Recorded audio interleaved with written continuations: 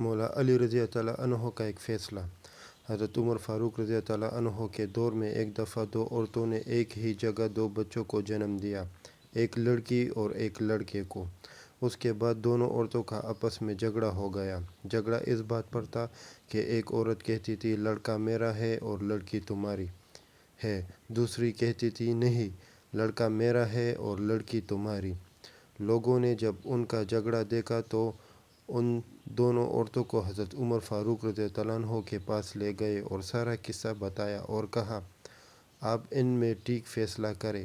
حضرت عمر رضی اللہ عنہ نے کہا حضرت علی رضی اللہ عنہ کو بلایا جائے، وہی ان کا ٹھیک فیصلہ کر سکتے ہیں۔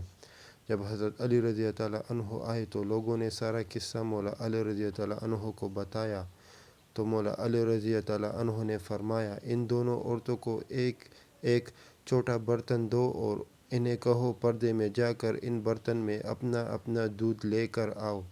جب ان عورتوں نے دودھ لا کر دیا تو مولا علی نے فرمایا کہ ایک میزان لایا جائے۔ جب میزان لایا گیا تو مولا علی رضی اللہ عنہ نے اس میزان پر دونوں عورتوں کا دودھ رکھ کر تولا تو ایک کا وزن کم تھا، دوسرے کا وزن زیادہ۔ مولا علی نے فرمایا کہ جس کے دودھ کا وزن زیادہ ہے اس کا لڑکا ہے اور جس کے دودھ کا وزن کم ہے اس کی لڑکی ہے۔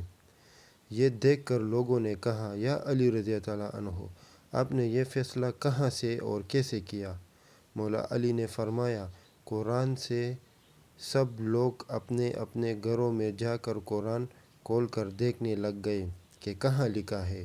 دودھ والا قصہ رات بھر قرآن سے ڈھونڈ ڈھونڈ کر جب کسی کو کچھ بھی نہ ملا تو صبح سب لوگ مسجد میں جمع ہو گئے، اور جب مولا علی رضی اللہ عنہ مسجد میں آئے تو لوگوں نے کہا یا علی رضی اللہ عنہ، آپ نے تو کہا تھا کل والا فیصلہ آپ نے قرآن سے کیا ہے، مگر ہم سب نے ساری رات قرآن سے ڈھونڈا مگر ہمیں کچھ نہیں ملا۔ مولا علی نے فرمایا کیا قرآن میں تم نے وہ آیت نہیں پڑھی کہ مردوں کا حصہ عورتوں سے دگنا ہوتا ہے؟ سب نے کہا ہاں یہ آیت تو ہے۔